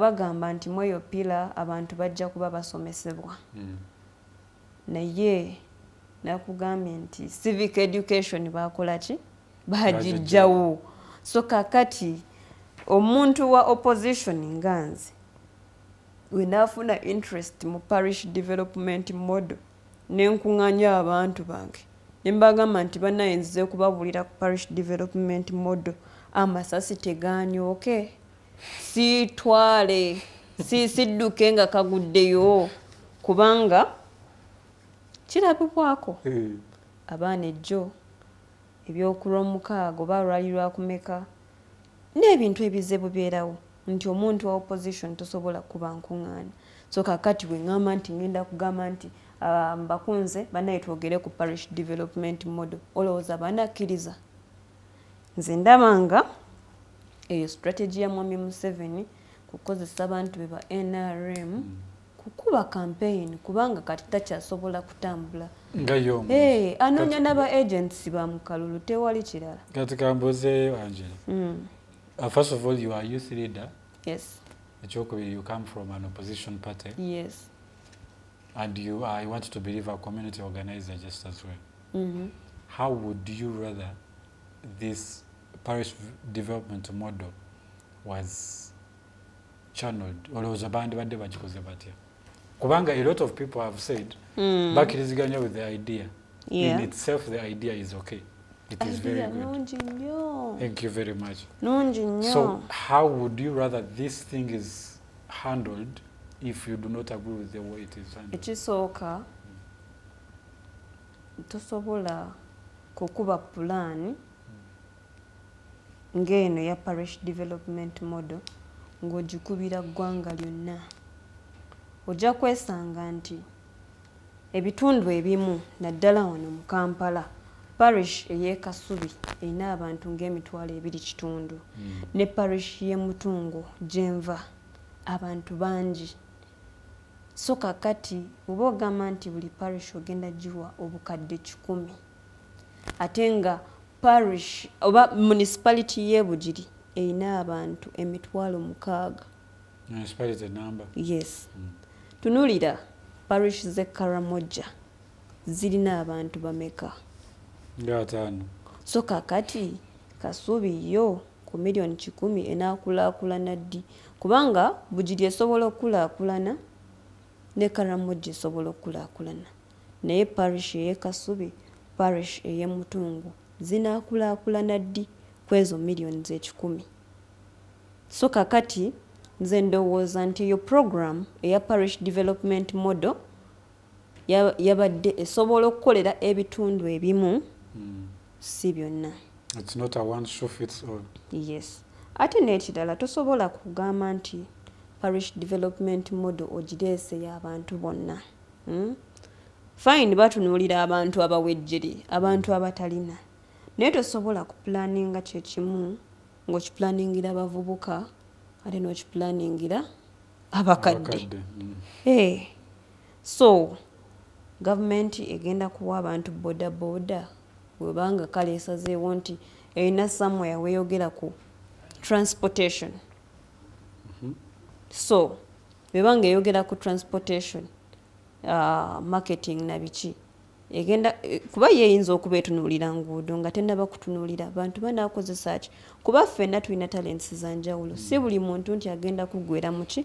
mu bulimi ekirala tebatunuulidde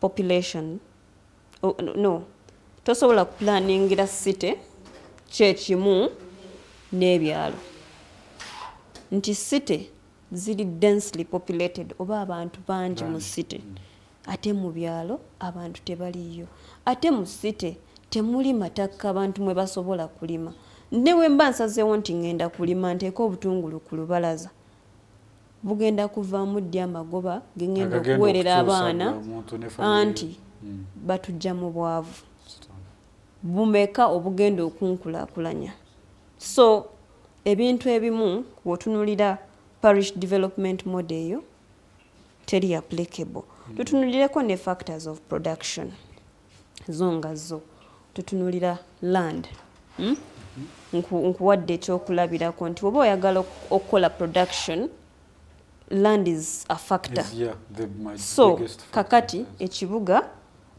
nze abeera mu kazigo nanti nange mba muwejjere si bwe guli ngenda kulimawo ekyettaka kivuddemu mu parish development model so ojja kwesanga nti eyo program ekolera abali eri abalinaki amataka then ojja kwesanga nti rent naye ali put into consideration nti rent yetaaga capital ate abantu baba basazeewo nti kale bagenda kwekuŋŋaanya babeere 3 mu ssaako remember beetaaga ssente okuregisteringa ssaako weeba badde teriiwo weeba weeri kitegeeza nti weeba beera wano mu kibuga balina okupangisa ettaka mukiraba balina okupangisa ettaka ne bagamba nti kati bagenda limira okwo kati simanyi ssente mmeka ze basobola kupangisa ttaka tutunuulira million 10 bantu 3 then tutunuulire capital ani agenda okubawa ensigo nazo balina okuzigula jukira ensigo ojja kwesanga nti ensigo ya avocado for example eyinza okubeera nga ku 2,000 naye already ettaka bapangisizza n'ensigo eno bakola ki bagula zigenda kutwala bbanga ki okukula okuddiza gavumenti sente zeena baziwoze then tutunuulire njogedde ku land rent and then tutunuulire labor abantu 3 yes abantu 3 ojja kwesanga nti sente bajja zikozesa for transport ogenda eri gye bagula ettaka gye bapangisa ettaka bakole ki balime if not bajja kufuna abantu ababakola ki ababakolera that means balina okubasasula oba si kyekyo nabo bo bafuniramu wa beesasula ddi kwobwo obukadde 10 ate nga family number si muntu omu yekka anti so kuba obukadde 10 so olabira ddala nga parish development model teri applicable mu bifo byonna ekirala njagala kutunuulira awe wali financial inclusion eyo pila ya kusatu first of all tutunulidde wa gavumenti gyegenda okujja ssente gavumenti kitegeeza nti weba yakugaba ssente zino oba weba yatandise okugaba ojja kutunulira nti emabegako awo tubadde ne inflation ng'ebintu biri waggulu babiseera okukamala n'essaawa ya leero amatooke ogula pieces ezi 3 nga za nusu 10 ekitaaliwo so kitegeeza nti ebintu byeyongera gavumenti neekola ki neefuna omusolo n'abagagga nabo kati baba charginga highly wano mu Uganda local investor tasobola kufuna tax holiday naye oli foreign afuna tax holiday so kakati bana baffe abawano bajja kuba charginga highly nga gavumenti kyebala kufuna sente zegenda kuteeka muki mu bantu ate era nga erina okuzifuna back kubanga bakugamba nti bakuwola olina okuzzaayo ekyo kimu kati bannayuganda bandibadde bamanya nti effect ya kino ekintu eri ku ffe ate wegabanga mabanja obanga baatuwoze tukimanyi bulungi nti gavumenti yaffe ojja kulira nti tekyasobola kwewola mu World Bank simanya IMF kuba mabanja gakola ki gasukka mabanja mangi kitegeeza nti abaana baffe betugenda okuzaala n'abazzukulu naffe ffennyini fe abagenda okubonaabona mu kino ekintu okulaba nga tusasula gavumenti kyeyatandika. Ekyokubiri bakugamba nti payment system ejja kubeera online.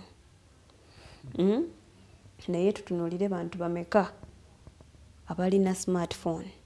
Kitegeeza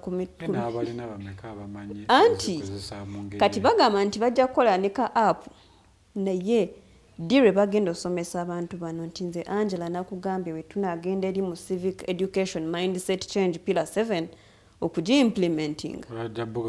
Poliisi egenda kukola ki? Kujja n'amasasi. So tosobola kugamba nti saaka emu ogenda giwa obukadde 17 ediringe mu coffee production. Tosobola kuŋŋamba nti abantu ogenda basomesa ku online banking services. Already abantu balina bias, ebyoluzungu tebabitegeera. Ate n'ekirala tulabyeko ne bank ezibba. Abantu complaining wano ku Equity Bank on social media and other services. NSSF ebeeremereddwa okusasula abantu and so on. Financial inclusion bibagamba bino, it is out. Angella, literally every one of those pillars has a loophole. Yes, katilabayo. And that is true. Katikangkubulireyo scenario endala, by the way. And then tell us how you think better it can be done. Yes, mbadde nkugamba. Tutunulire sente za COVID. We baali basasula. Ojjukira nti bakozesa mobile money to send to the very first person. Are you aware nti oyo omusajja yagamba avuga boda naye nga yali muntu wa government? So it is really absurd. Era tujja kubeera ne cases bweziti. Ojja kwesanga nti batugamba ku parish based management information system. Abantu bazenga bababala. We have had the census. Tuze to registering a passport C, to registering a smanya voters register, to registering a permits. Kati baagala ki ekirala. Ekyokubiri ebibuzo bye babuuza abantu. Wazaalako simanyi olina emyaka emeka bakuzaala ddi abantu babikoowa. You have the system lwaki temukozesa ebyo, you know. So n'ebintu ebirala bingi nayogedde ku ky'ettaka, the fertility ojja kwesanga nti buli kimu tosobola kisimba nga we bakisuubira. And then batugamba mu pillar 2 infrastructure and economic services mujja kubeera mu internet. But Facebook was scrapped off. So if internet we want, do not have access to internet. Besides, if we want to do marketing, Facebook bagitujjirako kubanga yesinga otambula. What shall we do? Ojja kulaba nti tulina apps za Jumia, tulina apps za Glovo, naye bantu bameka abazikozesa. Tugenda kutwala ezo apps mu kyalo. Bw'obanga ogamba nti you're applying all those things. Tutunuulire enguudo. Bwe tuba tutunuulira processing, marketing and storage. Now marketing erinamu okubeeramu n'enguudo. Remember, they have to transport goods from one place to another. Naye enguudo ojja kwesanga nti zikoma kubeera ku main ezirabikako obulungi. Woyingira munda kyannaku kyennyamiza. Wotunuulira amasannyalaze nawe wetugambira nti processing and storage. Kuba goods ezimu ziri perishable zetaaga kukozesa amasannyalaze okubeerawo for some time. Ojja kwesanga nti amasannyalaze mu bifo ebimu kati nga mu West Nile tebali connected.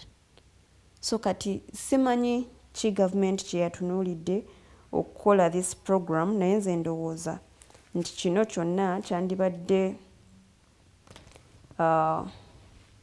kyandibadde kitunuulira bifo bimu, not all. Ekyokubiri nze ndowooza. The other one is the application should be region specific. Yes. This works here, this works here, yes. Works here, does not work here, so we'll find another way of approach. Of course. Okay. Naye ate era this is old wine in a new bottle. In old bottles. nga ina kugambye program simpya so kati bafuna bufunyi kyakwekwasa government ideas zijiweddeko tebakyalina kye batugamba tebakyalina kye baleeta ku meeza just benyumiriza mu kubeera mu bukulembeze ate nga tukimanyi bulungi nti n'akalulu baakabba afuga si ye yakola ki Rwanda si afuga eyawangula si yafuga so kakati nze ndowooza nti gavumenti eri short of ideas tebakyalina omanyi mu politics tulina kye bagamba nti activity waliyo activity bweti wali activity bweti naye kirabika nabo activity zibakoze eki zibaweddeko so kakati balina tutambulizaawo ate nga batugamba nti this parish development model ejja during campaigns naye essaawa ya leero ojja kwesanga nti twakatambulako emyaka emeka ebiri teyina we yatuuse so kati nze ndowooza kiriwo okubuddiisa abantu kirina bannyini kyo abagenda okuba nga bakifunamu nze nkubuulira baba nga amabaati baagatutte obukadde 10 tebusobola balema kutwala so kyekyo kyenina okwogera ku parish development model. Okay, so ngenda kuyitiramu katono mu comments ezimu eziri wano. Peter Chalimba, I hope that is the pronunciation. Please musonyiwe singa in case I mispronounce your name. Chalimpa. No, Charlie, it's B. Mba, Chalimba or Chalim, that one. Okay. Is Mr. Kakande Kenneth posted in UID? He's alumni. I listened to the ideas of this person in 1993, and he was such a knowledgeable person whom I think could lead that platform, including DP. Kakande Kenneth Paul is an alumni, and he's one of the founders of the UID.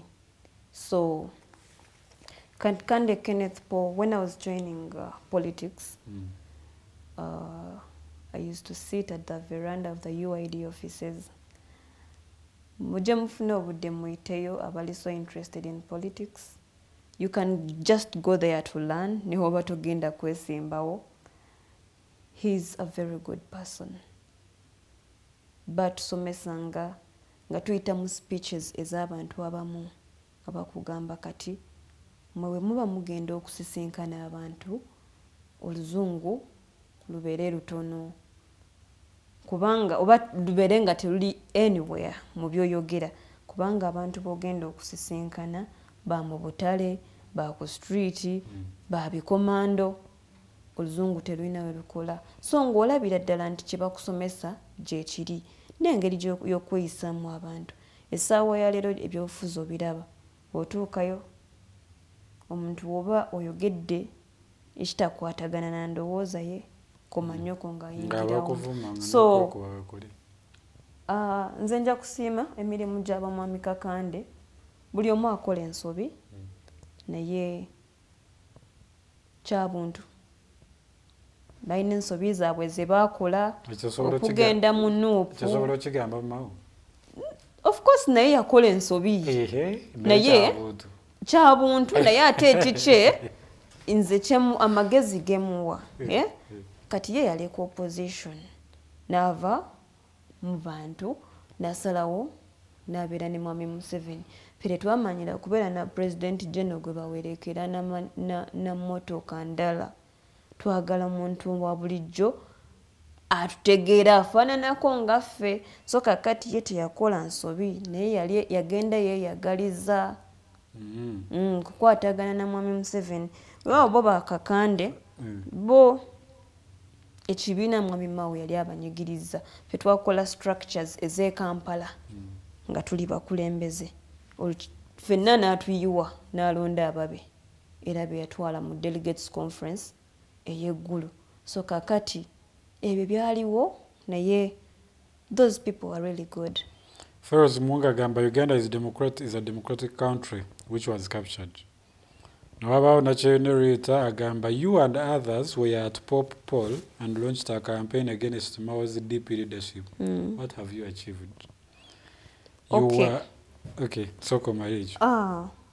Njagala kumugamba Nachenurita nti bwe twali ku Pop Poll ne twogera ku ebyo ebintu ebya Mao okugenda mu NRM. First of all, twali twagala kulaga Mwami Mao ne Mwami Museveni mukama we nti teyatutwala kyekisooka, yagenda ng'omuntu era yagenda ng'alina ebigendererwa bye byakubeera minisita nakufuna kasente kufuna kawogo. Ffe ekisooka twamulaga nti tetwagenda naye. That is an achievement. Ekyokubiri, tutambula era twaggulawo. Era last week naliba munanika Eruwero. Yesterday I was in Kawempe, and I want to let them know and to give the people hope that Democratic Party still stands. Era tutambula ku mulamu ogugamba zuukuka DP, zuukuka Uganda. DP wenne zuukuka, ebiina by'obufuzi ebirala byonna bijja kuzuukuka. DP wenne zuukuka ne Uganda ejja kuzuukuka. You were at a press conference over sports issues. What happened next? Well, press conference gye twakola eya sports, twali twogera ku lwaki omupiira gwe bandikyazizza mu Uganda gubeera mu nsi ey'obuwarabu ate ne gutabeera waakiri ku mirirwano, kubanga ffe nga Uganda ebisaawe tebinabakola ki, tebiriiwo kati essaawa ya leero. Otunuulira Namboole bali mu kugitereeza, then wootunuulira Nakivubo nayo bazimba nzimbe. Ebyo bye twali twogerako, naye twalaba nti press conference eyo we yabeerawo Magogo n'asituka. Ebifaananyi eby'Nakivubo ne bikola ki? Ne bitandika okutambula. So kwegamba omulimu gwe tukolako, ffe tetuvuma, tuvaayo ne twogera ensonga zaffe, naye ne zibeera ne impact. Era kati nabo ka pressure bakola ki? Bakawulira. And that's it. Okay. So we are literally actually coming to the close of the discussion. So in all the discussions, I want you to make a conclusion. Okay. And concluding remarks altogether. Okay, so twayogeddeko ku poliisi mu ntandikwa era nga tutunuulira obumenyi engeri gy'emenyamu amateeka n'engeri gy'etuusaako abantu obulabe okumenya eddembe ly'obuntu. Ne ngamba nti twetaaga okukyusa system okuva waggulu paka wansi, kubanga nabo bye bakola oda ziva waggulu, ne bannaabwe bakola bye bimu, kuba bajja kugamba nti omwana we bamuwamba ayina engeri gy'asisinkanamu muwoozi, Kakwenza we bamuwamba era naye yabyogerako. So kakati muhoozi wabanga komanda oba abeera yabiki simanyi kifo kye naye mu magye wabanga general naye nga ne ku Twitter ateekayo nti tujja kuba tujja kukola biki, kitandikira waggulu. Ne Museveni watuuka n'agamba nti the Baganda we shall crush you. Netulabanga abantu baffe bafa mu ngeri ezitategeerekeka oba bakubye amasasi nga tubalabyeko. Kwegamba system yonna ekola ki? Yafa. Era twetaaga okugikyusa okuva ku mukulembeze waggulu paka ku muntu asembayo. Then ekirala nze mbadde nkubiriza nnyo okufuba okulaba nti Janet Kataha Museveni akulembera ebyensoma akomyewo civic education mu masomero, abaana bave nga bato nga bamanyi ku biki ebikwata ku ggwanga lyabwe, biki bye balina okukola nga bawezezza emyaka 18 nti balina okulonda, balina okwewandiisa mu ndagamuntu, baleme kuba nti okwagaza abantu eggwanga lyabwe balina kubatwala kyankwanzi kubasomesa patriotism naye nga ate babasomesa kuba mundu kuba masasi na kuyingira NRM so basomese abantu ebiriyo ate nga twagala okulaba nti abaana ababa bamaze okusoma civic education badde wansi basomese abantu kubanga bannabyabufuzi tebakoze gwabwe ate nagwo si gwe mulimu gwabwe waawo mu campaigns baba bazikuba bakuba abantu akalimi so abantu abaana baba bakusomyeyo civic education badde wansi basomesa abantu n'abaana abo abatasomye bategeere omugaso gwe balina gubeere ogumu ku mirimu nti omuntu agenda kukuguka mu civic education oba mu civics then ng'asobola okudda wansi n'akuŋŋaanya abantu n'abasomesa n'abagamba kino kye tulina okukola eggwanga tulina livuga tuti tubagaza eggwanga bwe tuti ebintu bwe bityo ng'ate abantu tebeekubidde ludda ekyo kimu nga tumaze ebya poliisi then ntunuuliddeko n'okuba nti okugoberera ssemateeka kubanga ly'essuubi lye tulina bwe tuba nga buli lunaku tugimenya poliisi emenya eddembe ly'obuntu ne bataginenyaako omukyala Mariam Wangadya naye wabanga bamuloopera naye n'atabaako kyakola kwegamba obukulembeze awo bwe bujjira nti tulina okukyusa kubanga bibalemye ti constitution yaffe bagizanyiddemu ate nga ly'essuubi lye tulina then wetudda ku parish development model zenja kusaba nti programu eno egende gyesobola okubeera naye mu bifo ebimu tesobola kubeerayo nga bwe nakugambye nti mu miruka egimu egya Kampala gye mmanyi obulungi Kampala erina emiruka 92 naye ebifo ebimu birina emiruka nga 3-4 so tosobola gamba nti ogenda kugaba ssente mu Kampala mu miruka gy'e Kampala ng'omuluka ogumu gulina abantu 2.5 ng'ate eri mu districts endala emiruka girina abantu nga1,000 oba 15,000 ng'ojja kulowooza nti ssente z'ogenda okuwa parish zonna nti Kampala ejja kukulaakulana ate eri waleme kukulaakulana oba byonna bijja kukulaakulana so nze ndowooza nti ne programu eyo gavumenti eremereddwa tekyayina kyezzaako tekyayina byegenda kutambulirako tekyayina mulamwa gwa kutambuza mu bantu byonna ebiriwo actually eyo parish development model ebaddewo yaliwo lwakuba bakyusiza bukyusa ki linnya so ndowooza eriwo okuyamba bakadasi ba NRM nga pressure esuse ku mwami Museveni emirimu abantu baginoonya mu NRM tebakola ki tebagiraba then n'ekirala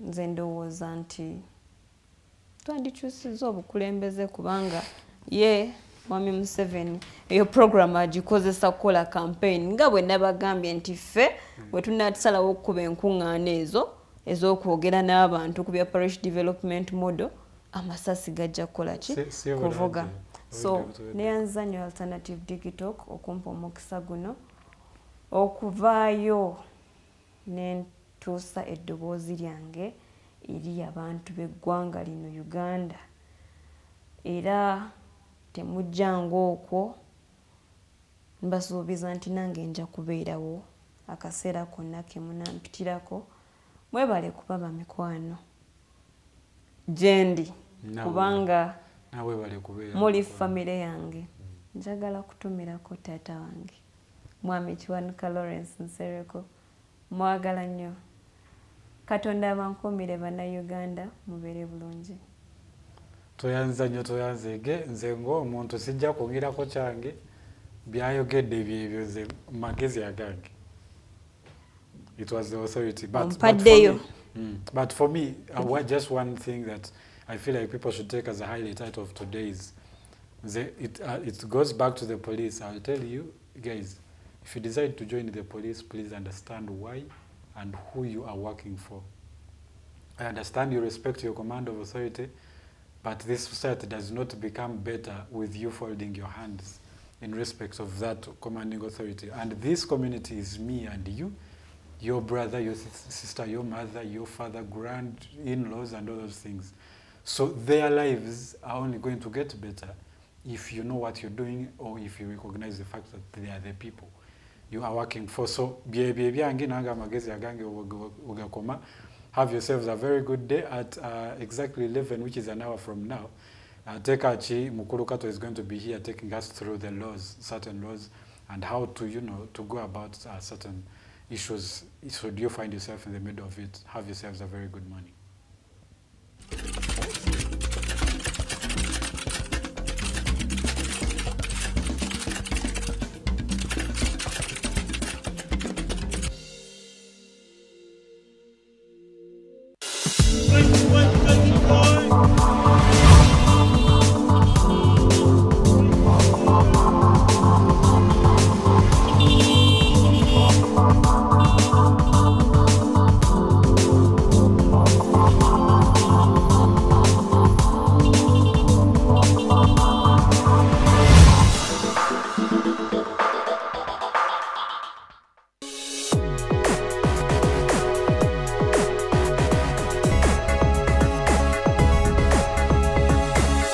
The Alternative Dig Talk.